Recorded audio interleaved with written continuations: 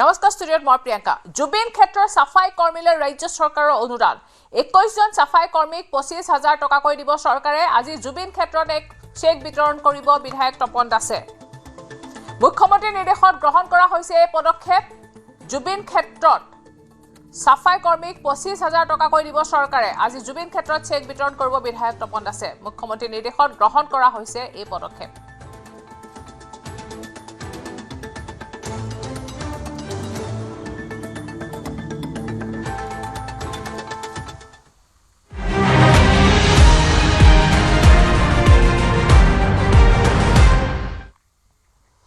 আজিৰ পৰা অসম বিধানসভাৰ বাজেট অধিৱেশনৰ প্ৰথম দিনাই সদনত হুলস্থুলীয়া পৰিৱেশ বিদ্যুতৰ মাচুল হ্ৰাস আৰু বিদ্যুৎ কৰ্তনৰ বিৰুদ্ধে কংগ্ৰেছৰ প্ৰতিবাদ সাব্যস্ত কৰে সিএলপি কক্ষৰ পৰা প্ৰতিবাদ কৰি বিধানসভাত প্ৰৱেশ কৰে কংগ্ৰেছে গুৱাহাটী শিৱসাগৰ আৰু ৰাজ্যৰ আন চহৰসমূহত হোৱা কৃত্ৰিম বান ৰোধৰ দাবীত প্ৰতিবাদ সাব্যস্ত কৰে অখিল গগৈ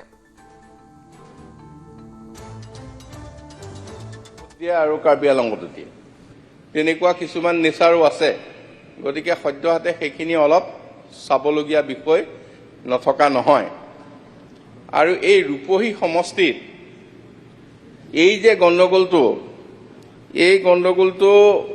অতীজৰ পৰাই আছে যোৱাবাৰ ৰূপহী সমষ্টিত মই যেতিয়া স্বাস্থ্য বিভাগৰ দায়িত্ব আছিলোঁ তাত ব্লক পিএইচচি নাই ইফালৰ ব্লক পিএইচচি এখনে আধা লয় সিফালৰ ব্লক পিএইচচি এখনে আধা লয় এনেকুৱা সমস্যা ডিলিমিটেশ্যনৰ আগতেও আছিল ডিলিমিটেশ্যনৰ পিছত এতিয়া বিভাগবিলাকে মানে যিটো কো ডিষ্ট্ৰিক্ট ভিত্তিত এটাকৈ নিজৰ বিভাগৰ কামখিনি কৰি আহিছে ইতিমধ্যে ব্লকৰ কামখিনি হৈছে ব্লক ৰিঅৰ্গেনাইজ হৈছে ডেভেলপমেণ্ট ব্লক সেই ডেভেলপমেণ্ট ব্লক সেই ধৰণে লোৱা হৈছে এতিয়া আৰু তেখেতে যিটো বৰগুলি 1 নং 2 নং বৰগুলি কথা কৈছে সেইটো পশ্চিম কলিয়াবৰ ব্লকত আছিল সেইটো তেওঁলোকৰ ব্লকত সমাল ঠিক তেনেধৰণে পিডব্লিউডিয়ে ল'লে বিল্ডিঙেও লৈছে পিডব্লিউডিৰ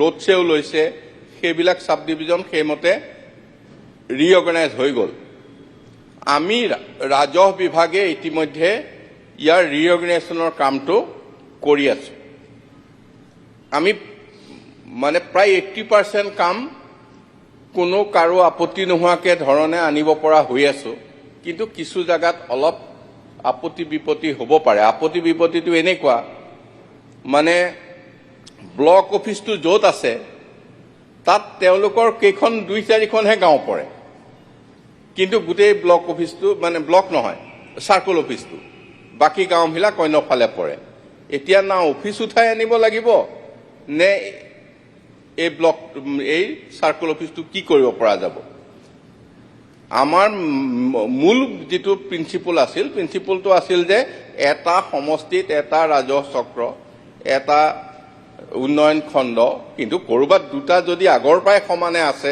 তাক আমি নাইকিয়া কৰিবলৈ বিচৰা নাই গতিকে এতিয়া ৰাজহ চক্ৰৰ ৰিঅৰ্গেনাইজেশ্যনৰ কথাটো আমি কৰি আছো মাননীয় হুদা ডাঙৰীয়ায়ো তেখেতৰ পৰামৰ্শ ৰাখিব যাতে তেখেতসকলৰ সুবিধাজনক কোনটো সাৰ্কুলৰ আণ্ডাৰত সকলোখিনি সুমুৱাই দিলে কামটো ভাল হয় গতিকে তেখেতৰ প্ৰায় 5টা ৰাজহ চক্ৰ টুকুৰা টুকুৰকে তাত এতিয়া সোমাই আছে গতিকে এই গোটেই কথাখিনি আজি সদনৰ দৃষ্টিগোচৰ কৰাটো কাৰণে ধন্যবাদ কিন্তু এই কামখিনি চৰকাৰে কোনো ধৰণে বহি থকা নাই চৰকাৰে কেৱল ৰাজহ চক্ৰৰ কামখিনি বাকি আছে বাকি বিভাগৰ কামখিনি ইতিমধ্যে কৰি থকা হৈছে আৰু মই ভাবিছো যে আমাৰ এই সমস্যাবিলাক আমি অতি সোনকালে দূৰ কৰিব পাৰিম আৰু দূৰ কৰিলে ৰাইজৰ কিছু সা সুবিধা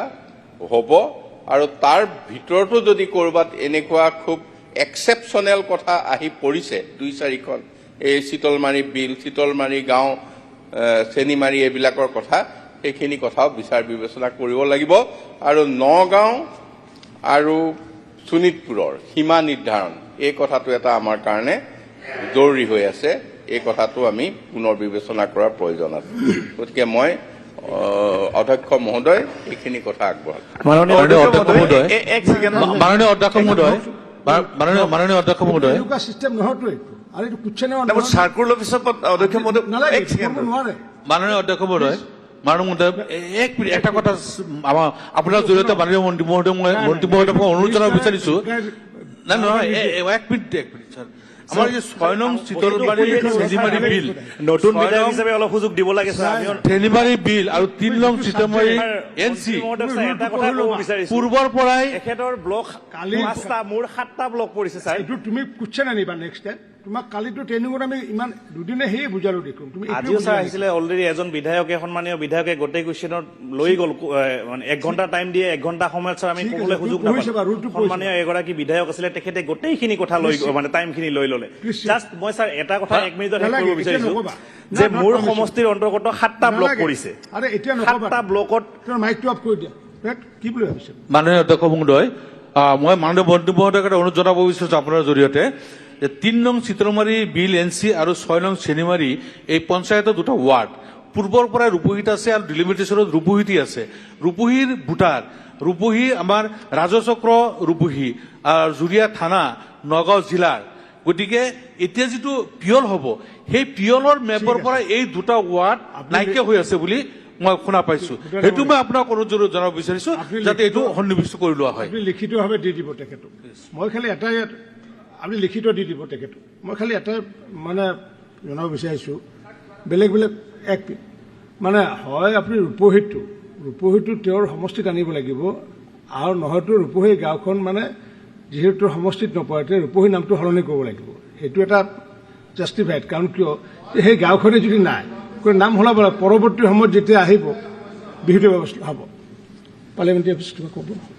এটা সৰু কথা এটা কওঁ মই। আমি যোৱাবাৰ এটা সিদ্ধান্ত আমি লৈছিলোঁ, 0 বা 301 বা যি আমাৰ থাকে ডিভাইচ, ছাৰ 5 মিনিট কৰিছিলোঁ।